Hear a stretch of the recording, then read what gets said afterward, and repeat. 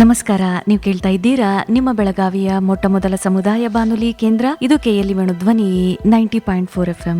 ಮೊಗ್ಗಿನ ಮನಸ್ಸು ಮಾನಸಿಕ ಜಾಗೃತಿ ಸರಣಿ ಕಾರ್ಯಕ್ರಮದಲ್ಲಿ ಮಕ್ಕಳು ಮತ್ತು ಹದಿಹರೆಯದವರಲ್ಲಿ ಶಾಲೆಯ ನಿರಾಕರಣೆ ಈ ವಿಷಯವಾಗಿ ಮಾಹಿತಿಯನ್ನ ಹಂಚಿಕೊಳ್ತಾ ಇದ್ದಾರೆ ಡಾಕ್ಟರ್ ಅಶ್ವಿನಿ ಪದ್ಮಶಾಲಿ, ಸಹಾಯಕ ಪ್ರಾಧ್ಯಾಪಕರು, ಮನೋರೋಗ ವಿಭಾಗ, ಕೆಎಲ್ಇ ಶತಮಾನೋತ್ಸವ ಚಾರಿಟಬಲ್ ಆಸ್ಪತ್ರೆ, ಎಳ್ಳೂರು, ಬೆಳಗಾವಿ. ಮೇಡಮ್ ನಮಸ್ತೆ, ಕಾರ್ಯಕ್ರಮಕ್ಕೆ ಸ್ವಾಗತ. ನಮಸ್ಕಾರ ಮೇಡಮ್, ಇವಾಗ ಮಕ್ಕಳು ಸಾಮಾನ್ಯವಾಗಿ ಶಾಲೆಗೆ ಹೋಗ್ಬೇಕು ಅಂದ್ರೆ ಹಠ ಮಾಡ್ತಾ ಇರ್ತಾರೆ. ಈ ಒಂದು ಶಾಲಾ ನಿರಾಕರಣೆ ಮಕ್ಕಳಲ್ಲಿ ಕಂಡು ಬರುವಂತಹ ಈ ಒಂದು ಶಾಲಾ ನಿರಾಕರಣೆ ಅಂದ್ರೇನು ಅಂತ?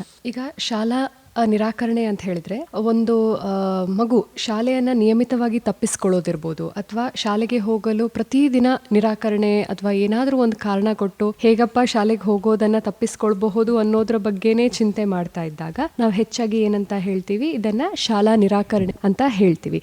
ಈಗ ಮಕ್ಕಳು ಶಾಲೆಗೆ ಹೋಗಲು ಸಂಪೂರ್ಣವಾಗಿ ಕೆಲವೊಮ್ಮೆ ನಿರಾಕರಿಸಬಹುದು. ಇಲ್ಲ ಅಂತ ಹೇಳಿದ್ರೆ ಕೆಲವೊಮ್ಮೆ ನಾವೇನ್ ಗಮನಿಸ್ತೀವಿ, ಶಾಲೆಗೆ ಹೋಗೋದನ್ನ ತಪ್ಪಿಸ್ಕೊಳ್ಳಿಕ್ಕೆ ಕಾರಣಗಳನ್ನ ಸೃಷ್ಟಿಸ್ಕೊಳ್ಬಹುದು. ಅಂದ್ರೆ ಕೆಲವೊಮ್ಮೆ ಅಸ್ಪಷ್ಟವಾದ ಏನೋ ಒಂದು ಅಂದ್ರೆ ಫಿಸಿಕಲ್ ಅಂದ್ರೆ ಏನೋ ಹೆಲ್ತ್ ಇಶ್ಯೂ ಅಂತ ಹೇಳ್ತೀವಿ. ಶಾಲೆಗೆ ಹೋಗೋ ಸಂದರ್ಭ ಬಂದ ತಕ್ಷಣ ನಂಗೆ ಹೊಟ್ಟೆ ನೋವು ಅನ್ನೋದು, ತಲೆನೋವು ಅನ್ನೋದು, ಇಲ್ಲ ವಾಂತಿ ಭೇದಿ ಚಾಲು ಆಗಿದೆ ಅಂತ ಹೇಳೋದು, ಹೀಗೆ ಏನೋ ಒಂದು ಕಾರಣ ಕೊಡೋದು. ಸೊ ಶಾಲೆ ಹೋಗುವಂತ ಸಂದರ್ಭ ಮೀರಿ ಹೋಯ್ತು, ಒಂದು 10:30-11 ಗಂಟೆ ಆಯ್ತು ಅಂದ್ರೆ ಮಗು ನಾರ್ಮಲ್ ಆಗಿ ಆಟ ಆಡ್ಕೊಂಡಿರೋದು. ಸೊ ಈ ತರ ಗಮನಿಸ್ತೀವಿ. ಸೊ ವಿದ್ಯಾರ್ಥಿ ಶಾಲೆಗೆ ಹೋಗ್ಲಿಕ್ಕೆ ಏನೋ ಒಂದು ತೊಂದರೆ ಅನುಭವಿಸ್ತಾ ಇದ್ದಾಗ ನಾವು ಹೆಚ್ಚಾಗಿ ಶಾಲಾ ನಿರಾಕರಣೆ ಅನ್ನುವಂತ ಒಂದು ಟರ್ಮ್ ಅನ್ನ ಯೂಸ್ ಮಾಡ್ತೀವಿ. ಹೆಚ್ಚಾಗಿ ನಾವು ಇದನ್ನ ಏನ್ ಗಮನಿಸ್ತೀವಿ ಅಂತ ಹೇಳಿದ್ರೆ ಒಂದು 5ರಿಂದ 17 ವರ್ಷದ ಮಕ್ಕಳಲ್ಲಿ ನಾವು ಗಮನಿಸ್ತೀವಿ. ಆದ್ರೆ ಕಾರಣಗಳು ವಯಸ್ಸಿಗೆ ತಕ್ಕ ಹಾಗೆ ಬೇರೆ ಬೇರೆ ಇರಬಹುದು. ಆದ್ರೆ ನೀವು ಇದೊಂದು ಕಾಯಿಲೆಯ ಅಂತ ಹೇಳಿ ನಮ್ಮ ಹತ್ರ ವೈದ್ಯರನ್ನ ಕೇಳಿದ್ರೆ ನಾವ್ ಏನಂತ ಹೇಳ್ತೀವಿ, ಈಗ ನಾವು ಸೈಕ್ಯಾಟ್ರಿದಲ್ಲಿ DSM-5 ಅಂತ ಹೇಳ್ತೀವಿ. ಅಂದ್ರೆ ಇದೊಂದು ಕೈಪಿಡಿ, ಇದರಲ್ಲಿ ಯಾವ್ಯಾವ ಸಮಸ್ಯೆಗಳನ್ನ ಕಾಯಿಲೆ ಅಂತ ಹೇಳಿ ಸೈಕ್ಯಾಟ್ರಿದಲ್ಲಿ ಹೇಳಿಕ್ ಬರುತ್ತೆ ಅದನ್ನ ಮಾತ್ರ ನಾವು ಕಾಯಿಲೆ ಅಂತ ಪರಿಗಣಿಸ್ತೀವಿ. ಬಟ್ ಅದ್ರಲ್ಲಿ ಏನ್ ಹೇಳಿದ್ದಾರೆ ಅಂತ ಹೇಳಿದ್ರೆ,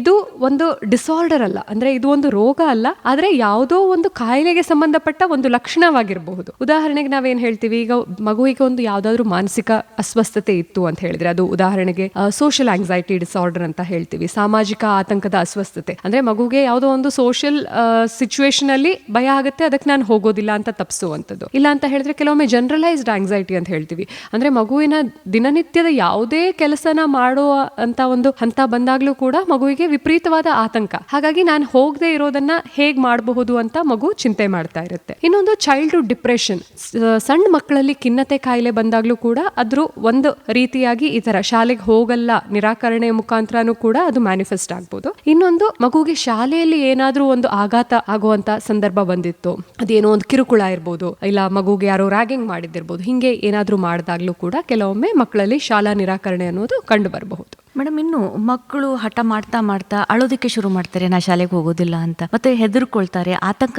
ಒಳಗಾಗ್ತಾರೆ. ಇದು ಏನು ಸಹಜವೇ ಅಥವಾ ಒಂದು ತೊಂದರೆನಾ? ಈಗ ನಾವು ಸಹಜವಾಗಿ ಏನ್ ಹೇಳ್ತೀವಿ, ಚಿಕ್ಕ ಮಕ್ಕಳು ಮೊದಲನೇ ಬಾರಿ ಈಗ ಶಾಲೆಗೆ ಹೋಗುವಂತ ಪ್ರಸಂಗ ಬಂತು ಅಂತ ಹೇಳಿದ್ರೆ, ಈಗ ಫಾರ್ ಎಕ್ಸಾಂಪಲ್ ಪ್ಲೇ ಗ್ರೂಪ್ ಇರ್ಬೋದು, ನರ್ಸರಿ ಇರ್ಬೋದು, ನಾವೇನ್ ನೋಡ್ತೀವಿ ಇತ್ತೀಚೆಗಂತೂ ಮಕ್ಕಳು 2-2.5 ವರ್ಷ ಆಗ್ತಿದ್ದ ಹಾಗೆ ತಂದೆ ತಾಯಿಯರು ಸ್ಕೂಲ್ಗೆ ಅಟ್ಟು ಬಿಡ್ತಾರೆ. ಸೊ ಆ ಸಂದರ್ಭದಲ್ಲಿ ಫಸ್ಟ್ ಟೈಮ್ ಒಂದು ಮಗು ಮನೆಯಿಂದ ಹೊರಗಡೆ ಹೋಗ್ಬೇಕು, ಎಲ್ಲೋ ಒಂದ್ ಕಡೆ ಹೋಗಿ ಕಾಲ ಕಳಿಬೇಕು ಅಂತ ಬಂದಾಗ ಅದು ಸಹಜವಾಗಿನೇ ಮಗುಗೆ ಹೊಸ ವಾತಾವರಣಕ್ಕೆ ಹೊಂದ್ಕೊಳ್ಳೋ ತನಕ ಮಗುಗೆ ತೊಂದರೆ ಆಗೋದು ಸಹಜನೇ. ಆದ್ರೆ ಹೆಚ್ಚಿನ ಸಂದರ್ಭಗಳಲ್ಲಿ ಏನಾಗುತ್ತೆ ಅಂತ ಹೇಳಿದ್ರೆ, ಕ್ರಮೇಣವಾಗಿ ಈಗ ದಿನಾ ಮಗು ಹೋಗ್ತಾ ಇದೆ ಸ್ಕೂಲಿಗೆ, ಪ್ರಾಬಬ್ಲಿ 1 ತಿಂಗಳ ತನಕನೂ ಮಗು ಶಾಲೆಗೆ ಹೋಗ್ಬೇಕಿದ್ರೆ ಅಳ್ತಾನೆ ಇದೆ. ಆದ್ರೆ 1 ತಿಂಗಳು ಕಳೆದ ಮೇಲೆ ಏನಾಗುತ್ತೆ, ಮಗುಗೊಂದು ರೂಢಿ ಬಂದ್ಬಿಡುತ್ತೆ. ಯಾಕಂದ್ರೆ ಮಗು ಗೊತ್ತಿದೆ, ಇದೇ ಜಾಗಕ್ಕೆ ನಾನು ಹೋಗ್ತಾ ಇದ್ದೀನಿ, ಇವರೇ ಟೀಚರ್ಸ್ ಇದ್ದಾರೆ, ಇವರೇ ಕೇರ್ ಟೇಕರ್ಸ್ ಇದ್ದಾರೆ ಅಂತ ಹೇಳಿದ್ರೆ ಮಗುಗೆ ಆ ಆತಂಕ ಅನ್ನೋದು ಕ್ರಮೇಣವಾಗಿ ಕಡಿಮೆ ಆಗ್ತಾ ಹೋಗುತ್ತೆ. So that is normal. ಈಗ ಯಾವುದೇ ಮಗುಗೆ ಫಸ್ಟ್ ಟೈಮ್ ಏನಾದ್ರೂ ಹೆದರಿಕೆ ಅನ್ನೋದು ಬಂದಾಗ ಅಳೋದು ಅಥವಾ ಕೂಗಾಡೋದು, ನಾನು ಹೋಗಲ್ಲ ಅಂತ ಹೇಳೋದು ಅದು ಸಹಜ. ಆದ್ರೆ ಅದು ಕ್ರಮೇಣವಾಗಿ ಕಡಿಮೆ ಆಗೋದನ್ನ ನಾವು ನಾರ್ಮಲ್ ಅಂತ ಹೇಳ್ತೀವಿ. ಆದ್ರೆ ಕೆಲವೊಮ್ಮೆ ಏನ್ ನಾವು ನೋಡ್ತೀವಿ ಅಂತ ಹೇಳಿದ್ರೆ, ಎಷ್ಟೇ ಸಂದರ್ಭ ಆದ್ರೂ ಕೂಡ 1 ತಿಂಗಳಲ್ಲ, 3 ತಿಂಗಳಾಯ್ತು, 6 ತಿಂಗಳಾಯ್ತು, ಮಗು ಕಾನ್ಸ್ಟೆಂಟ್ಲಿ ಇಲ್ಲ ನಾನು ಹೋಗೋದಿಲ್ಲ ಅಂತ ಹೇಳಿ ಪಟ್ಟು ಹಿಡಿದು ಕೂತ್ಕೊಳ್ಳುತ್ತೆ. ಹೋಗೋದಕ್ಕೆ ಅಂದ್ರೆ ಪೋದೇ ಇಲ್ಲ, ಏನೇನೋ ಹೊಸ ಹೊಸ ಕಾರಣಗಳನ್ನು ಹುಡ್ಕಾಡಕ್ ಚಾಲು ಮಾಡುತ್ತೆ. ಹಂಗಾದಾಗ ನಾವು ಅದನ್ನ ತೊಂದರೆ ಅಂತ ಹೇಳಿ ಪರಿಗಣಿಸ್ತೀವಿ. ಈಗ ಇನ್ನೊಂದು ಏನಪ್ಪಾ ಅಂತ ಹೇಳಿದ್ರೆ, ಹೆಚ್ಚಾಗಿ ಸ್ಕೂಲ್ಗಳಲ್ಲಿರುವಂತ ಟೀಚರ್ಸು ಯಾವ ತರ ಮಕ್ಕಳನ್ನ ವೆಲ್ಕಮ್ ಮಾಡ್ತಾರೆ. ಈಗ ಮಕ್ಕಳು ತುಂಬಾ ಟೀಚರ್ಸ್ ನೋಡಿ ಭಯ ಬೀಳುವಂತ ವಾತಾವರಣ ಇತ್ತು ಅಂತ ಹೇಳಿದ್ರೆ ಆ ಮಗುಗೆ ಸ್ವಲ್ಪ ಜಾಸ್ತಿ ಟೈಮೇ ಹಿಡಿಬಹುದು. ಆದ್ರೆ ಆ ಸ್ಕೂಲಲ್ಲೂ ಕೂಡ ವಾತಾವರಣ ಚೆನ್ನಾಗಿತ್ತು, ಮಗುಗೆ ಆತರ ಏನೂ ತೊಂದರೆ ಇಲ್ಲ, ಆದ್ರೂ ಮಗುವಿನ ಮನಸ್ಸಿನ ಒಳಗಡೆನೆ ಆತರ ಒಂದು ಭಯ ತುಂಬಿದ್ದಾಗ ನಾವು ಅದನ್ನ ನಾರ್ಮಲ್ ಗಿಂತ ಹೆಚ್ಚು ಅಂತ ಪರಿಗಣಿಸಿ ಮೇ ಬಿ ಆ ಮಗುಗೆ ಸಹಾಯದ ಅವಶ್ಯಕತೆ ಇದೆ ಅಂತ ಹೇಳ್ತೀವಿ. ಮೇಡಮ್, ಇನ್ನು ಈ ಮಕ್ಕಳು ಸ್ಕೂಲ್ಗೆ ಹೋಗೋದಿಲ್ಲ ಅಂತ ಈ ಒಂದು ಹಠ ಮಾಡುವುದು, ಶಾಲಾ ನಿರಾಕರಣೆ ಎಷ್ಟು ಸಾಮಾನ್ಯವಾಗಿದೆ ಅಂತ? ಈಗ ನಾವು ಭಾರತದಲ್ಲಿ ನೋಡಕ್ ಹೋದ್ರೆ ಸುಮಾರು ಸ್ಟಡೀಸ್ ಏನು ಆಗಿಲ್ಲ, ಬಟ್ 1-2 ಏನು ಅಂದ್ರೆ ಈ ರಿಸರ್ಚಸ್ಗಳು ಏನಾಗಿದಾವೆ ಅವ್ರು ಹೇಳೋ ಪ್ರಕಾರ ಅಧ್ಯಯನಗಳಲ್ಲಿ ಏನ್ ಕೊಟ್ಟಿದ್ದಾರೆ ಅಂತ ಹೇಳಿದ್ರೆ, ಒಂದು 3.6-7% ಅಂದ್ರೆ ಪ್ರತಿಶತ ಶೇಕಡ ಮಕ್ಕಳು ಈ ತರ ಶಾಲಾ ನಿರಾಕರಣೆಯ ಲಕ್ಷಣನ ತೋರಿಸ್ತಾರೆ ಅಂತ ಹೇಳ್ತಾರೆ. ಆದ್ರೆ ನಿಜವಾಗ್ಲೂ ನೋಡಕ್ ಹೋದ್ರೆ ಈ ಸಮಸ್ಯೆ ಒಂದು ಸಣ್ಣ ವಯಸ್ಸಲ್ಲಿ ಬರೋದು ಕಾಮನ್ ಅಂತ ಏನ್ ಹೇಳಿದ್ವಿ, ಇದನ್ನ ಬಿಟ್ಟು ಬೇರೆ ಯಾವ ವಯಸ್ಸಿನಲ್ಲಾದ್ರೂ ಬರಬಹುದು. ಈಗ ಫಾರ್ ಎಕ್ಸಾಂಪಲ್ ನಾವೇನ್ ಗಮನಿಸಿದೀವಿ ಅಂತ ಹೇಳಿದ್ರೆ, COVID-19 ಬಂದ ಮೇಲೆ ಏನಾಯ್ತು, ಆ ಟೈಮಲ್ಲಿ ಏನು ಎಲ್ಲ ವರ್ಚುವಲ್ ಕ್ಲಾಸಸ್ ನಡೀತು, ಮಕ್ಕಳಿಗೆ ಎಲ್ಲ ಮನೆಯಿಂದನೇ ಪಾಠ ಹೇಳ್ತೀವಿ ಅಂತ ಹೇಳಿ ಎಲ್ಲ ಲ್ಯಾಪ್ಟಾಪ್ ಮುಖಾಂತರ ಸ್ಕ್ರೀನ್ ಮುಖಾಂತರ ಏನ್ ಪಾಠಗಳನ್ನ ಹೇಳ್ಸ್ಕೊಂಡ್ರು ಮಕ್ಕಳು. ಅದಾದ್ಮೇಲೆ ಹೆಚ್ಚಿನ ಮಕ್ಕಳಿಗೆ ವಾಪಸ್ ಸ್ಕೂಲಿಗೆ ಹೋಗಿ ಮತ್ತೆ ಅದೇ ಒಂದು ಎನ್ವೈರನ್ಮೆಂಟಿಗೆ ರೂಢಿ ಆಗೋದು ಕಷ್ಟ ಆಗ್ಬಿಡ್ತು. ಅಂದ್ರೆ ಮುಂಜಾನೆಯಿಂದ ಸಾಯಂಕಾಲದವರೆಗೆ ಮನೆಯಿಂದ ದೂರ ಇರಬೇಕು ಅಂತ ಹೇಳಿದ್ರೆ ಮಕ್ಕಳಿಗೇನೋ ಚಡಪಡಿಕೆ, ಮನೆಯಿಂದ ದೂರ ಹೋಗೋದು ಅಂತ ಹೇಳಿದ್ರೆ ಆತಂಕ. ಸೊ ನಾವು ಗಮನಿಸಿರೋದು ಏನಪ್ಪಾ ಅಂತ ಹೇಳಿದ್ರೆ, COVID-19 ಲಾಕ್ಡೌನ್ ಆದ್ಮೇಲೆ ಏನ್ ಮಕ್ಕಳಿಗೆ ವಾಪಸ್ ಸ್ಕೂಲಿಗೆ ಹೋಗೋ ಪ್ರಸಂಗ ಬಂತು, ಆವಾಗ ಈವನ್ ದೊಡ್ಡ ಮಕ್ಕಳಲ್ಲೂ ಕೂಡ, ಈಗ ಒಂದು ಮೇ ಬಿ 4ನೇ ತರಗತಿ 5ನೇ ತರಗತಿ ಇರ್ಬೋದು, ಇಂಥ ಮಕ್ಕಳಲ್ಲೂ ಕೂಡ ಶಾಲೆಗೆ ಹೋಗಲ್ಲ ಅನ್ನೋಂತ ಒಂದು ಹಠ ಜಾಸ್ತಿ ಆಗಿರೋದನ್ನ ಗಮನಿಸಿದೀವಿ ನಾವು. ಸೊ ಮುಖ್ಯವಾಗಿ ನಾವು ಏನನ್ನ ಗಮನಿಸ್ತೀವಿ ಅಂತ ಹೇಳಿದ್ರೆ, ಈಗ ಯಾವ್ದಾದ್ರು ಒಂದು ಕಾರಣಕ್ಕೆ ಮಗು ದೀರ್ಘಕಾಲದವರೆಗೆ ಶಾಲೆ ತಪ್ಪಿಸ್ಕೊಳ್ಳೋ ಪರಿಸ್ಥಿತಿ ಬಂತು ಅಂತ ಹೇಳಿದ್ರೆ, ಅದು ಯಾವುದೋ ಒಂದು ಪ್ರವಾಸಕ್ಕೆ ಹೋಗಿರ್ಬೋದು, ಇಲ್ಲ ಮಗುವಿಗೆ ಏನಾದ್ರೂ ಹೆಲ್ತ್ ಪ್ರಾಬ್ಲಮ್ ಆಗಿರ್ಬೋದು, ಅನಾರೋಗ್ಯ ಆಗಿರ್ಬೋದು, ಇಲ್ಲ ಯಾರಾದ್ರೂ ಕ್ಲೋಸೆಸ್ಟ್ ಫ್ಯಾಮಿಲಿ ಮೆಂಬರ್ಸ್ ಯಾರಿಗಾದ್ರೂ ಅನಾರೋಗ್ಯ ಆಗಿತ್ತು, ಹಾಗಾಗಿ ಮಗುನ ಶಾಲೆಗೆ ಕಳಿಸ್ಲಿಕ್ಕೆ ಆಗ್ಲಿಲ್ಲ, ಈ ತರ ಆದ್ಮೇಲೆ ಮಗುಗೆ ಅದು ಒಂದು ನಾರ್ಮಲ್ ಏನ್ ರೂಟೀನ್ ಇತ್ತು ಅದಕ್ಕೆ ವಾಪಸ್ ಕಳ್ಸೋದು ಅಂದ್ರೆ ಮಕ್ಕಳಿಗೆ ಕಷ್ಟ ಆಗೋದನ್ನ ನಾವು ಗಮನಿಸ್ತೀವಿ. ಸ್ನೇಹಿತರೆ, ನೀವು ಕೇಳ್ತಾ ಇದ್ದೀರಾ ಮೊಗ್ಗಿನ ಮನಸ್ಸು ಮಾನಸಿಕ ಆರೋಗ್ಯ ಜಾಗೃತಿ ಸರಣಿ ಕಾರ್ಯಕ್ರಮವನ್ನ ನಿಮ್ಮ KLE ವೇಣು ಧ್ವನಿಯಲ್ಲಿ. ಇಂದಿನ ಕಾರ್ಯಕ್ರಮದಲ್ಲಿ ಮಕ್ಕಳು ಮತ್ತು ಹದಿಹರೆಯದವರಲ್ಲಿ ಶಾಲಾ ನಿರಾಕರಣೆ ಈ ವಿಷಯವಾಗಿ ಮಾಹಿತಿಯನ್ನ ಹಂಚಿಕೊಳ್ತಾ ಇದ್ದಾರೆ ಡಾಕ್ಟರ್ ಅಶ್ವಿನಿ ಪದ್ಮಶಾಲಿ ಅವರು. ಮೇಡಮ್, ಇನ್ನು ಈ ಒಂದು ಶಾಲಾ ನಿರಾಕರಣೆಗೆ ಕಾರಣಗಳು ಏನಿರಬಹುದು ಅಂತ ಈಗ ನಾವ್ ಏನ್ ಗಮನಿಸ್ತೀವಿ ಅಂತ ಹೇಳಿದ್ರೆ, ವಯಸ್ಸಿಗೆ ಅನುಗುಣವಾಗಿ ಕೆಲವೊಮ್ಮೆ ಬೇರೆ ಬೇರೆ ಕಾರಣಗಳಿಂದ ಮಕ್ಕಳಲ್ಲಿ ಶಾಲಾ ನಿರಾಕರಣೆ ಅನ್ನೋದು ಕಂಡು ಬರುತ್ತೆ. ಮೊದಲನೇದಾಗಿ ಶಾಲಾ ವ್ಯವಸ್ಥೆಯಲ್ಲಿ ಏನೋ ಒಂಥರ ಸಂಕಷ್ಟ, ಅಂದ್ರೆ ಮಗುವಿನ ಶಾಲಾ ವಾತಾವರಣದಲ್ಲಿ ಕೆಲವೊಮ್ಮೆ ಮಗುಗೆ ಒತ್ತಡ ಉಂಟಾಗುವಂತ ಪರಿಸ್ಥಿತಿ ಇರ್ಬೋದು. ಅದು ಫಾರ್ ಎಕ್ಸಾಂಪಲ್ ಏನಾಗ್ಬೋದು, ಚಿಕ್ಕ ಮಕ್ಕಳು ತಮ್ಮ ಸಹಪಾಠಿಗಳ ಜೊತೆಗೆ ಬೆರೀಲಿಕ್ಕೆ ಕಷ್ಟ ಆಗ್ತಾ ಇರ್ಬೋದು. ಕೆಲವೊಮ್ಮೆ ನಾವೇನ್ ಗಮನಿಸ್ತೀವಿ, ಬೇರೆ ಮಕ್ಕಳು ಇವರನ್ನ ತಮ್ಮ ಗುಂಪಲ್ಲಿ ಸೇರ್ಪಡೆ ಮಾಡದೇ ಇರ್ಬೋದು, ಹಾಗಾಗಿ ಆ ಮಗುಗೆ ಒಬ್ಬಂಟಿತನ ಅನ್ನೋದು ಕಾಡಕ್ ಚಾಲು ಆಗ್ಬೋದು. ಇಲ್ಲ ಅಂತ ಹೇಳಿದ್ರೆ ಕೆಲವೊಮ್ಮೆ ಸ್ಕೂಲಲ್ಲಿ ಯಾರು ಟೀಚರ್ಸ್ ಕಲಿಸ್ತಾ ಇದ್ದಾರೆ ಅವ್ರು ತುಂಬಾ ಸ್ಟ್ರಿಕ್ಟ್ ಇರ್ತಾರೆ ಅಂತ ಅನ್ಕೊಳ್ಳಿ, ಸಿಕ್ಕಾಪಟ್ಟೆ ಹೋಮ್ವರ್ಕ್ ಕೊಟ್ಟಿದ್ದಾರೆ, ಮಗುಗೆ ಅದು ಬರ್ಡನ್ ಅನ್ನೋದು ಜಾಸ್ತಿ ಆಗ್ತಾ ಇದೆ, ಮಗುಗೆ ಅದ್ರ ಜೊತೆ ಕೋಪ್ ಅಪ್ ಮಾಡ್ಲಿಕ್ಕೆ ಆಗ್ತಾ ಇಲ್ಲ, ಮತ್ತೆ ಟೀಚರ್ಸ್ ಪನಿಷ್ಮೆಂಟ್ ಕೊಡ್ತಾರೆ ಅನ್ನೋ ಭಯದಿಂದಾನು ಕೂಡ ಕೆಲವೊಮ್ಮೆ ಮಕ್ಕಳು ಶಾಲೆಯಿಂದ ದೂರ ಉಳಿಯುವಂತ ಪ್ರಸಂಗ ಬರಬಹುದು. ಇದನ್ನ ಬಿಟ್ಟು ಎರಡನೇದು, ಈ ಮುಂಚಿತವಾಗಿ ನಾವು ಡಿಸ್ಕಸ್ ಮಾಡಿರೋ ತರ ಸಪರೇಷನ್ ಆಂಗ್ಸೈಟಿ. ಈಗ ಸಪರೇಷನ್ ಆಂಗ್ಸೈಟಿ ಅಂತ ಹೇಳಿದಾಗ ಏನಾಗುತ್ತೆ, ಮಗುಗೆ ತನ್ನ ಕೇರ್ ಗಿವರ್ಸ್ ಅಂದ್ರೆ ಮನೆಯಲ್ಲಿ ತಂದೆ ತಾಯಿ ಇರ್ಬೋದು, ಅಜ್ಜ ಅಜ್ಜಿ ಇರ್ಬೋದು, ಇವರನ್ನ ಬಿಟ್ಟು ದೂರ ಹೋಗ್ಬೇಕು ಅಂತ ಹೇಳಿದ ತಕ್ಷಣ ಮಗುಗೇನೋ ಆತಂಕ. ಕೆಲವೊಮ್ಮೆ ಈ ಮಕ್ಕಳಲ್ಲಿ ತಮ್ಗೆ ಏನೋ ಆತಂಕ ಅಂದ್ರೆ ಆಗ್ಬಿಡಬಹುದು ಅನ್ನೋ ಆತಂಕ ಇರುತ್ತೆ, ಇಲ್ಲಾಂದ್ರೆ ಕೆಲವೊಮ್ಮೆ ಮನೆಯಲ್ಲಿರೋರ್ಗೆ ಏನಾದ್ರೂ ತಾನ್ ದೂರ ಹೋದ್ರೆ ಏನಾದ್ರೂ ಆಗ್ಬಿಡಬಹುದು ಅನ್ನೋ ಆತಂಕನೂ ಇರುತ್ತೆ. ಸೊ ಇದು ಎರಡು ತರಾನು ಇರಬಹುದು. ಇನ್ನೊಂದು ಏನಾದ್ರೂ ಒತ್ತಡದ ಜೀವನ ಘಟನೆಗಳು ಅಂತ ಹೇಳಿದ್ರೆ, ಈಗ ಕೆಲವೊಮ್ಮೆ ನಾವೇನ್ ಗಮನಿಸ್ತೀವಿ ಅಂತ ಹೇಳಿದ್ರೆ, ಒಂದ್ ಮಗು ತನ್ನ ಮುಂಚಿನ ಸ್ಕೂಲಿಂದ ಚೇಂಜ್ ಮಾಡ್ಕೊಂಡು ಅವ್ರು ಹೊಸ ಯಾವ್ದೋ ಏರಿಯಾಕ್ ಹೋಗಿದ್ದಾರೆ ಅಂತ ಅನ್ಕೊಳ್ಳಿ, ಅಥವಾ ಏನಾದ್ರೂ ಅವರು ತಮ್ದು ಮನೇನೆ ಅಂದ್ರೆ ವಾಸ ಮಾಡ್ತಿರೋ ಪ್ಲೇಸ್ ಅನ್ನೇ ಅವರು ಸ್ಥಳಾಂತರ ಮಾಡ್ಬೇಕಾಗಿ ಬರುತ್ತೆ, ಹಾಗಾಗಿ ಬೇರೆ ಸ್ಕೂಲಿಗೆ ಹೋಗುವಂತ ಸಂದರ್ಭ ಬರುತ್ತೆ. ಸೊ ಇಂಥ ಸಂದರ್ಭದಲ್ಲಿ ಹೊಸ ಸ್ಕೂಲಿಗೆ ಹೋಗಿ ಅಡ್ಜಸ್ಟ್ ಆಗೋದು ಹೇಗೆ ಅನ್ನುವಂತ ಒಂದು ಹೆದರಿಕೆ ಮಗುವಿನ ಮನಸ್ಸಲ್ಲಿ ಯಾವಾಗ್ಲೂ ಕಾಡಬಹುದು. ಇದನ್ ಬಿಟ್ಟು ಮನೆಯಲ್ಲಿರೋ ವಾತಾವರಣ ಹೇಗಿದೆ ಅಂತ ಹೇಳ್ಕೊಂಡು, ಈ ಕೆಲವೊಮ್ಮೆ ನಾವೇನ್ ಗಮನಿಸ್ತೀವಿ, ಮನೆಯಲ್ಲಿ ತಂದೆ ತಾಯಿಯರ ನಡುವೆ ಒಂದು ಅನ್ಯೋನ್ಯತೆ ಇಲ್ಲ, ತಂದೆ ತಾಯಿಯರಲ್ಲಿ ಯಾವಾಗ್ಲೂ ಜಗಳ ನಡೀತಾ ಇರುತ್ತೆ. ಕೆಲವೊಮ್ಮೆ ಅಕಸ್ಮಾತ್ ತಂದೆ ಅನ್ನೋ ಮನುಷ್ಯನಲ್ಲಿ ಕುಡಿತದ ಏನಾದ್ರು ಚಟ ಇತ್ತು, ಮನೆಯಲ್ಲಿ ಬಂದು ಹೊಡಿಯೋದು ಬಡಿಯೋದು ಹಂಗೇನಾದ್ರು ಮಾಡ್ತಾ ಇದ್ದಾರೆ ಅಂತ ಹೇಳಿದ್ರೆ ಆ ಮಗುಗೆ ಒಂದು ಆ ಫಿಯರ್ ಇರುತ್ತೆ, ನಾನ್ ಇಲ್ದೇ ಇದ್ದಾಗ ಅಮ್ಮನ್ಗೆ ಏನಾದ್ರು ಆಗ್ಬಿಡ್ಬೋದು. ಸೊ ಈ ತರ ಒಂದು ಸಮಸ್ಯೆನ ಮಗು ಎದುರಿಸ್ತಾ ಇರ್ಬೋದು. ಆದ್ರೆ ಅದನ್ನ ಹೇಳ್ಕೊಳ್ಳಿಕ್ ಆಗದೆ ಇರೋದ್ರಿಂದ ಮಗು ಏನ್ ಮಾಡುತ್ತೆ, ಶಾಲೆಗೆ ಹೋಗೋದನ್ನ ನಿರಾಕರಿಸುವಂತ ಪ್ರಸಂಗನೂ ಇರಬಹುದು. ಇನ್ನೊಂದು,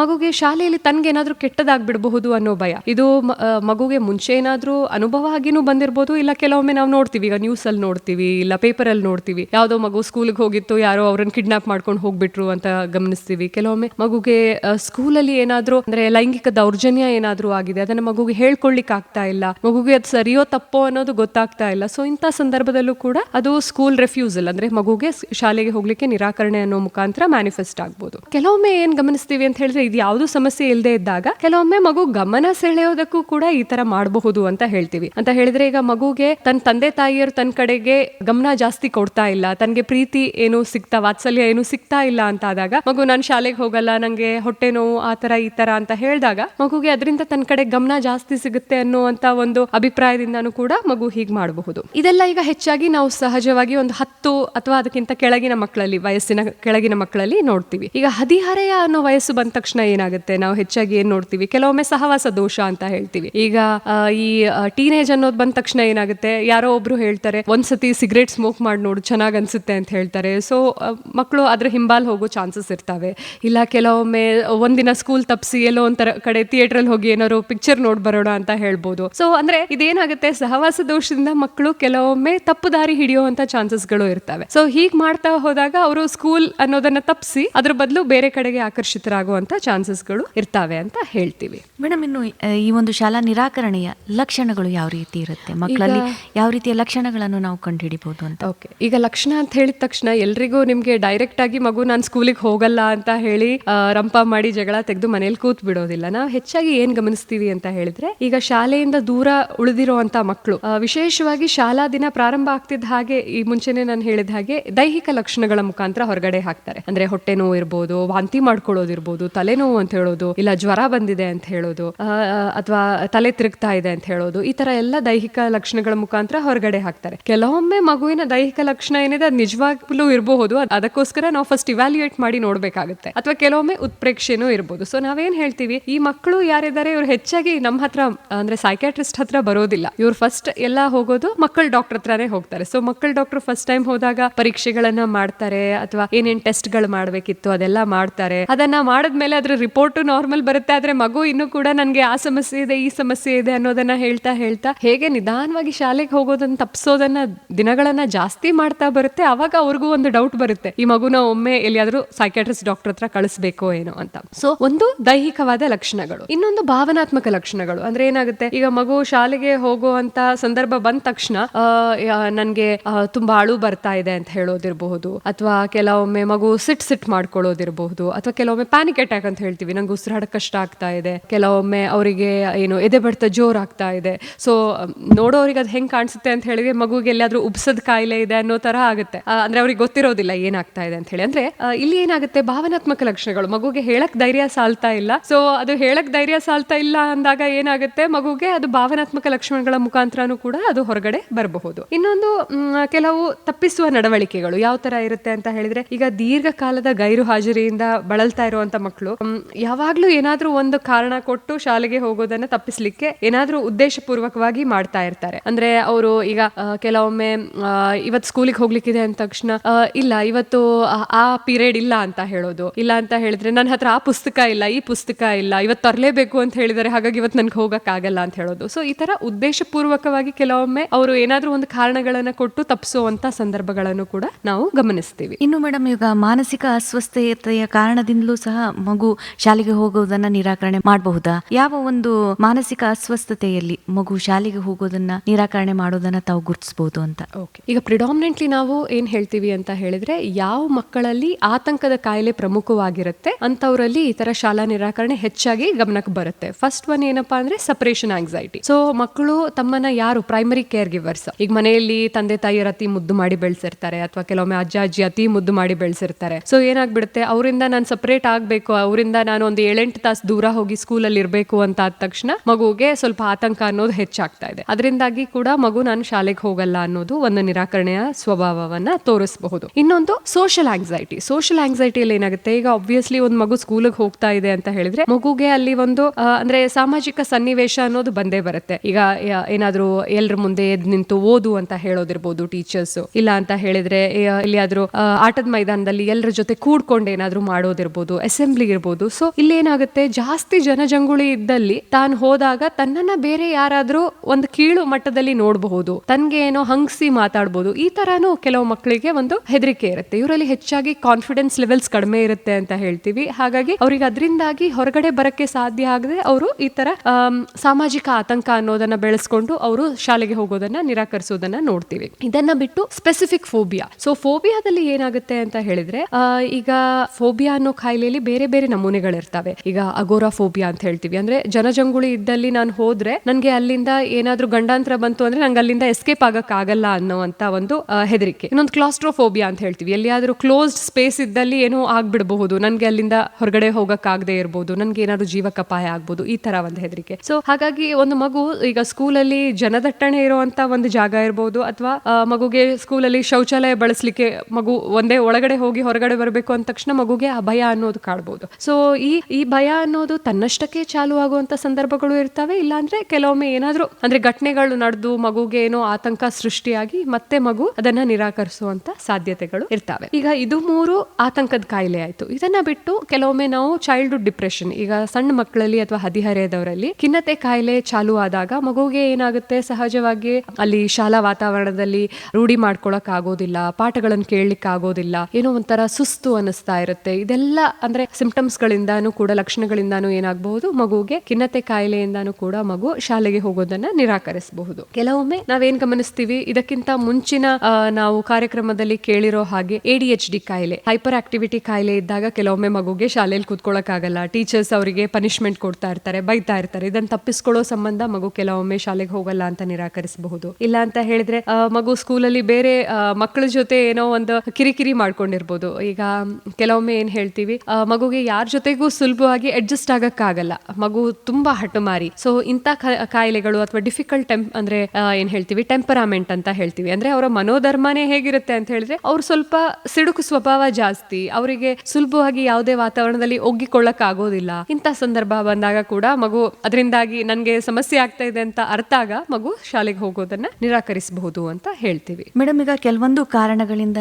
ಕೆಲವೊಂದು ಸಂದರ್ಭಗಳನ್ನ ಹೊರತುಪಡಿಸಿ ಪ್ರಾರಂಭಿಕ ದಿನಗಳಲ್ಲಿ ಮಗು ಶಾಲೆಗೆ ಹೋಗೋದಕ್ಕೆ ನಿರಾಕರಣೆ ಮಾಡೋದು ಸಹಜ. ಆದ್ರೆ ಖಿನ್ನತೆಯಂತಹ ಕಾಯಿಲೆಯಿಂದ ಮಗು ಏನಾದ್ರೂ ಶಾಲೆಗೆ ಹೋಗೋದನ್ನ ನಿರಾಕರಿಸಿದ್ರೆ, ಒಂದು ನಮ್ಮ KLE ಶತಮಾನೋತ್ಸವ ಚಾರಿಟಬಲ್ ಆಸ್ಪತ್ರೆ ಏಳೂರಿನಲ್ಲಿ ಇದಕ್ಕೆ ಸಂಬಂಧಿಸಿದಂತೆ ಏನಾದ್ರೂ ಚಿಕಿತ್ಸೆಯ ಸೌಲಭ್ಯ ಇದೆಯಾ? ಈಗ ಫಸ್ಟ್ ಆಫ್ ಆಲ್ ಮಗುವನ್ನ ಕರ್ಕೊಂಡು ಬಂದಾಗ ಪೇರೆಂಟ್ಸ್ ಅವರು ಶಾಲಾ ನಿರಾಕರಣೆಯೇ ಮೇನ್ ಲಕ್ಷಣ ಅಂತ ಹೇಳಿದಾಗ, ನಾವು ಮಗುವಿನ ಜೊತೆ ಇರ್ಬೋದು, ತಂದೆ ತಾಯಿಯರ ಜೊತೆ ಇರ್ಬೋದು, ಫಸ್ಟ್ ಒಂದು ಸಂಭಾಷಣೆ ಮಾಡಿ ಹಿಸ್ಟ್ರಿ ಟೇಕಿಂಗ್ ಇದೆಲ್ಲ ಮಾಡ್ತೀವಿ. ಅಂದ್ರೆ ಮಗು ಏನಾಗ್ತಾ ಇದೆ ಅನ್ನೋದನ್ನ ಫಸ್ಟ್ ತಿಳ್ಕೊಳ್ಬೇಕಾಗುತ್ತೆ. ಯಾಕಂದ್ರೆ ನಾನು ಮುಂಚೆ ಹೇಳಿದ ತರಾನೆ ಇದು ಒಂದು ಲಕ್ಷಣ. ಸ್ಕೂಲ್ ರೆಫ್ಯೂಸಲ್ ಅನ್ನೋದೇ ಕಾಯಿಲೆ ಅಲ್ಲ. ಸೊ ಅದರ ಹಿಂದೆ ಬೇರೆ ಏನಾದ್ರೂ ಕಾಯಿಲೆ ಇದ್ದು ಮಗು ಈ ತರ ಲಕ್ಷಣ ತೋರಿಸ್ತಾ ಇದೆ ಅಂತಾದ್ರೆ ಏನ್ ಕಾಯಿಲೆಯಿಂದ ಅಂತ ಹೇಳಿ ಪತ್ತೆ ಹಚ್ಚಕ್ಕೆ ಪ್ರಯತ್ನ ಮಾಡ್ತೀವಿ. ಈಗ ಅದು ಆತಂಕದ ಕಾಯಿಲೆ ಆಗಿದ್ರೆ ಆತಂಕದ ಕಾಯಿಲೆ ಸಂಬಂಧ ನಾವು ಟ್ರೀಟ್ಮೆಂಟ್ ಗಳನ್ನ ಚಾಲು ಮಾಡಬೇಕಾಗುತ್ತೆ. ಖಿನ್ನತೆ ಕಾಯಿಲೆ ಅಂತ ಹೇಳಿದ್ರೆ ಫಸ್ಟಿಗೆ ಆ ಖಿನ್ನತೆ ಅನ್ನೋದು ಯಾಕೆ ಬಂತು, ಮಗುವಿನ ಮನಸ್ಸಲ್ಲಿ ಏನ್ ಕಾಡ್ತಾ ಇದೆ, ಇದನ್ನೆಲ್ಲ ನಾವು ಅರ್ಥ ಮಾಡ್ಕೊಂಡು ನಾವೇನ್ ಹೇಳ್ತೀವಿ, CBT ಅಂತ ಹೇಳ್ತೀವಿ, ಕಾಗ್ನಿಟಿವ್ ಬಿಹೇವಿಯರಲ್ ಥೆರಪಿ ಅಂತ ಹೇಳ್ತೀವಿ, ಅರಿವಿನ ಚಿಕಿತ್ಸೆ ಅಂತ ಹೇಳ್ತೀವಿ. ಸೊ ಮಗುವಿಗೆ ಕೌನ್ಸಿಲಿಂಗ್ ಸೆಷನ್ಸ್ ಗಳನ್ನ ಮಾಡ್ತೀವಿ. ಯಾವ ಹಂತದಲ್ಲಿ ಮಗುಗೆ ತೊಂದರೆ ಆಗ್ತಾ ಇದೆ ಅದನ್ನ ಗಮನಿಸ್ತೀವಿ, ಹಾಗೆ ಅದಕ್ಕೆ ಸೂಕ್ತವಾದ ಚಿಕಿತ್ಸೆನ ಕೊಡಕ್ಕೆ ಪ್ರಯತ್ನ ಮಾಡ್ತೀವಿ. ಈಗ ಅದರಿಂದ ಮಗುಗೆ ಖಿನ್ನತೆ ಲಕ್ಷಣಗಳು ಕಡಿಮೆ ಆಗ್ತಾ ಇಲ್ಲ ಅಂತಾದ್ರೆ ಕೆಲವೊಮ್ಮೆ ನಾವು ಔಷಧಿಗಳ ಸಹಾಯವನ್ನು ಪಡ್ಕೊಳ್ಬಹುದು. ಇದನ್ನ ಬಿಟ್ಟು ಈಗ ನಾವು ಆಲ್ರೆಡಿ ಡಿಸ್ಕಸ್ ಮಾಡಿರೋ ತರ ಮಗುಗೆ ಆತಂಕದ ಕಾಯಿಲೆಯಿಂದಾನೇ ಸ್ಕೂಲಿಗೆ ಹೋಗೋದು ತೊಂದರೆ ಆಗ್ತಾ ಇದೆ ಅಂತ ಹೇಳಿದ್ರೆ, ನಾವು ಹೆಚ್ಚಾಗಿ ಯೂಸ್ ಮಾಡುವಂತ ಟೆಕ್ನಿಕ್ ಅನ್ನ ನಾವು ಗ್ರೇಡೆಡ್ ಎಕ್ಸ್ಪೋಜರ್ ಅಂತ ಹೇಳ್ತೀವಿ. ಅಂದ್ರೆ ಪ್ರತಿನಿತ್ಯ ಮಗುಗೆ ಸ್ಕೂಲಿಗೆ ಹೋಗೋ ಟೈಮ್ ಬಂದ ತಕ್ಷಣ ನಾವೇನ್ ಮಾಡ್ಬೇಕು, ಈಗ ಇವತ್ತಿಂದ ನಾವು ಮಗುಗೆ ಚಿಕಿತ್ಸೆ ಪ್ರಾರಂಭ ಮಾಡ್ತಾ ಇದೀವಿ ಅಂದ್ರೆ ಮಗುವಿಗೆ ದಿನನಿತ್ಯದ ಹಾಗೆ ಒಂದು ಯೂನಿಫಾರ್ಮ್ ಅನ್ನು ತೊಡಿಸ್ಬೇಕು, ಮಗುಗೆ ಸ್ಕೂಲ್ ಬುಕ್ಸ್ ಎಲ್ಲ ಹಾಕಿ ಬ್ಯಾಗ್ ಅನ್ನ ಕೊಡಬೇಕು. ತಂದೆ ತಾಯಿಯರು ಅಥವಾ ಥೆರಪಿಸ್ಟ್ ಇರ್ಬೋದು, ಯಾರೇ ಇರ್ಬೋದು, ಕೌನ್ಸಿಲಿಂಗ್ ಮಾಡೋರು ಇರ್ಬೋದು, ಅವರು ಆ ಮಗುನ ಕರ್ಕೊಂಡು ಹೋಗಿ ಸ್ಕೂಲ್ ಮಟ್ಟ ಬಿಡೋದು. ಸೊ ಮಗುಗೆ ಫಸ್ಟ್ ಸ್ಟೆಪ್ ಏನು, ಗ್ರೇಡೆಡ್ ಎಕ್ಸ್ಪೋಜರ್ ಅಂದ್ರೆ ಒಂದೇ ಸತಿ ಮಗು ಹೋಗಿ ಸ್ಕೂಲಲ್ಲಿ ಕೂತ್ಕೊಳ್ಳೋದಲ್ಲ. ಸೊ ಅದನ್ನ ನಿಧಾನವಾಗಿ ಅಂದ್ರೆ ಒಂದೊಂದೇ ಗ್ರೇಡ್ ಹೆಚ್ಚು ಮಾಡ್ತಾ ಹೋಗುವಂತದ್ದು. ಸೊ ಫಸ್ಟ್ ದಿನ ಮಗು ಏನ್ ಮಾಡ್ತು, ಬರೀ ಯೂನಿಫಾರ್ಮ್ ಹಾಕೊಂಡು ಹೋಗಿ ಮೇ ಬಿ ಸ್ಕೂಲ್ ಹೊರಗಡೆ ಎಲ್ಲೋ ಗೇಟ್ ಹತ್ರ ಕೂತ್ ಬಂದಿದೆ, ಅದು ಎಷ್ಟು ಟೈಮ್ ಕೂತ್ಕೊಳ್ಳೋಕ್ಕಾಗುತ್ತೆ ಅನ್ನೋದು ಒಂದು ಪ್ರಯತ್ನ ಮಾಡೋದು ಮತ್ತೆ ವಾಪಸ್ ಕರ್ಕೊಂಡು ಬರೋದು. ಅದಾದ್ಮೇಲೆ 2ನೇ ದಿನ ಏನ್ ಮಾಡ್ಬೋದು, may be same procedure repeat ಮಾಡಿ ಒಂದು ಗ್ರೇಡ್ ಮೇಲೆ ಅಂದ್ರೆ ಏನ್ ಮಾಡ್ಬೋದು, ಮಗುವನ್ನ ಕ್ಲಾಸಿನ ಒಳಗಡೆ ಕರ್ಕೊಂಡು ಹೋಗೋದು, ಮೇ ಬಿ ಒಂದು ಅರ್ಧ ತಾಸು ಇಲ್ಲ ಒಂದು ಸಬ್ಜೆಕ್ಟ್ ಪೀರಿಯಡ್ ಮುಗಿಯೋ ತನಕ ಮಗುನ ಕೂತ್ಕೊಳ್ಸೋದು. ಸೊ ಹಿಂಗೆ ನಾವೇನ್ ಹೇಳ್ತೀವಿ, ನಿಧಾನವಾಗಿ ಮಗುಗೆ ಆ ಆತಂಕ ಅನ್ನೋದೇನಿದೆ ಅದನ್ನ ಮಗು ಎದುರಿಸೋದಕ್ಕೆ ಪ್ರಾರಂಭ ಮಾಡಬೇಕು ಅನ್ನೋದ್ರ ಸಂಬಂಧ ಮಗುಗೊಂದು ಸಪೋರ್ಟ್. ಸೊ ಮಗುಗೆ ಒಬ್ನಿಗೆ ಅಥವಾ ಒಬ್ಳಿಗೆ ಹೋಗೋದು ಕಷ್ಟ ಆಗುತ್ತೆ. ಹಾಗಾಗಿ ತಂದೆ ತಾಯಿ ಇರ್ಬೋದು, ಇಲ್ಲ ಟೀಚರ್ಸ್ ಇರ್ಬೋದು, ಜೊತೆಯಲ್ಲಿ ಒಂದು ಕೆಲಸ ಮಾಡ್ಕೊಂಡು ಮಗುವಿನ ಏನ್ ಚಾಲೆಂಜಸ್ ಇದಾವೆ ಅದ್ರ ಸಂಬಂಧ ಒಂದು ಸಪೋರ್ಟ್ ಅನ್ನೋದನ್ನ ನೀಡಬೇಕಾಗುತ್ತೆ ಅಂತ ಹೇಳ್ತೀವಿ. ಮೇಡಮ್, ಈಗ ಕೊನೆಯದಾಗಿ ಕೇಳುಗರಿಗೆ ಈ ಒಂದು ಮಕ್ಕಳಲ್ಲಿ ಕಂಡು ಬರುವಂತಹ ಶಾಲಾ ನಿರಾಕರಣೆಯ ಆತಂಕವನ್ನ, ಮಕ್ಕಳಲ್ಲಿರುವಂತಹ ಈ ಆತಂಕವನ್ನ ನಿವಾರಣೆ ಮಾಡೋದಕ್ಕೆ ಪಾಲಕರಿಗೆ ಏನ್ ಸಲಹೆಯನ್ನ ನೀಡಲಿಕ್ಕೆ ಇಷ್ಟಪಡ್ತೀರಾ? ಈಗ ನಾವು ಗಮನಿಸ್ಲಿಕ್ಕೆ ಹೋದ್ರೆ ಮೇ ಬಿ ಒಂದು 10-20 ವರ್ಷಗಳ ಹಿಂದೆ ಹೇಗಿತ್ತು ಶೈಕ್ಷಣಿಕ ಜೀವನ, ಇವಾಗ ಆತರ ಇಲ್ಲ. ಪ್ರಪಂಚದಾದ್ಯಂತ ನಾವೇನ್ ಗಮನಿಸ್ತಾ ಇದೀವಿ ಅಂತ ಹೇಳಿದ್ರೆ, ಸಣ್ಣ ಮಕ್ಕಳಿಂದ ಹಿಡಿದು ಯಾರೇ ಯಾವುದೇ ಮಟ್ಟದ ಎಜುಕೇಶನ್ ಅನ್ನೋದನ್ನ ಪಡಿತಾ ಇದ್ರು ಕೂಡ ಅವರಲ್ಲಿರೋ ಒತ್ತಡ ಅಷ್ಟೊಂದು ಜಾಸ್ತಿ ಇರುತ್ತೆ. ಅಂದ್ರೆ ಪ್ರತಿಯೊಂದು ಮಗುಗೂ ಕೂಡ ವಾರ ಟೆಸ್ಟ್ ಬರ್ತಾ ಇರುತ್ತೆ, ವಾರ ಎಕ್ಸಾಮ್ಸ್ ಬರ್ತಾ ಇರುತ್ತೆ. ಅದೇ ತರ ಪೇರೆಂಟ್ಸು ಕೂಡ ಆ ಒಂದು ಪ್ರೆಷರ್ ಅನ್ನೋದನ್ನ ಏನ್ ಬಿಲ್ಡಪ್ ಮಾಡ್ತಾ ಇದ್ದಾರೆ ಅದು ಹೆಚ್ಚೇ ಆಗ್ತಾ ಇದೆ ಅಂತ ಹೇಳಿ ಗಮನಿಸಬಹುದು ನಾವು. ಸೊ ಇದು ಆಬ್ವಿಯಸ್ಲಿ ಮಗುವಿನ ಮನಸ್ಸಿನಲ್ಲಿ ಆತಂಕ ಅನ್ನೋದನ್ನ ಜಾಸ್ತಿ ಮಾಡುತ್ತೆ. ಹಾಗೂ ಈ ಕಾರಣದಿಂದಾನೇ ಮಗು ಕೆಲವೊಮ್ಮೆ ಶಾಲಾ ನಿರಾಕರಣೆಯನ್ನ ತೋರಿಸಲಿಕ್ಕೆ ಕಾರಣ ಆಗಬಹುದು ಅಂತಾನು ಹೇಳ್ತೀವಿ. ಸೊ ಇನ್ ಕೇಸ್ ನಾವೇನ್ ಹೇಳ್ತೀವಿ, ಈಗ ಮಗು ಶಾಲೆಗೆ ಹೋಗಕ್ಕೆ ಸಮಸ್ಯೆ ಉಂಟಾ ಆಗ್ತಾ ಇದೆ, ಮಗುಗೆ ಏನೋ ಒಂದು ತೊಂದರೆ ಆಗ್ತಾ ಇದೆ ಅಂತ ಹೇಳಿ ತಂದೆ ತಾಯಿಯರ ಗಮನಕ್ಕೆ ಬಂತು. ಅದು ಈಗ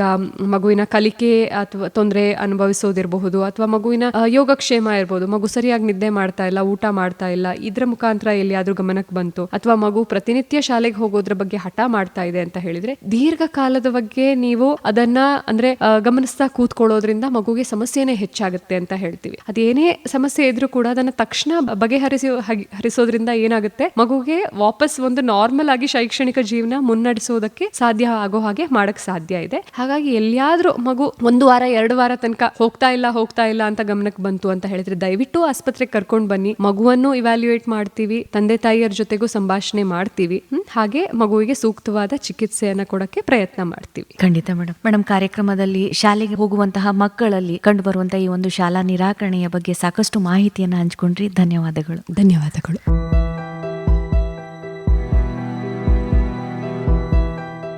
ಸ್ನೇಹಿತರೆ, ಇದಾಗಿತ್ತು ನಮ್ಮ ಇಂದಿನ ಮೊಗ್ಗಿನ ಮನಸ್ಸು ಮಾನಸಿಕ ಆರೋಗ್ಯ ಜಾಗೃತಿ ಸರಣಿ ಕಾರ್ಯಕ್ರಮದಲ್ಲಿ ನಮ್ಮೊಂದಿಗಿದ್ದಂತವರು ಡಾಕ್ಟರ್ ಅಶ್ವಿನಿ ಪದ್ಮಶಾಲಿ, ಸಹಾಯಕ ಪ್ರಾಧ್ಯಾಪಕರು ಮನೋರೋಗ ವಿಭಾಗ, ಕೆಎಲ್ಇ ಶತಮಾನೋತ್ಸವ ಚಾರಿಟಬಲ್ ಆಸ್ಪತ್ರೆ, ಎಳ್ಳೂರು, ಬೆಳಗಾವಿ. ಕಾರ್ಯಕ್ರಮದ ಕುರಿತು ನಿಮ್ಮ ಅನಿಸಿಕೆಗಳನ್ನು ನಮಗೆ ತಿಳಿಸಬಹುದು. ನಮ್ಮ ದೂರವಾಣಿ ಸಂಖ್ಯೆ 9019049004. ಮತ್ತೊಂದು ಕಾರ್ಯಕ್ರಮದೊಂದಿಗೆ ಮತ್ತೆ ಭೇಟಿ. ಹೀಗೆ ಕೇಳ್ತಾ ಇರಿ. ಇದು ಕೆಎಲ್ಇ ವೇಣು ಧ್ವನಿ 90.4 FM. ನಮಸ್ಕಾರ.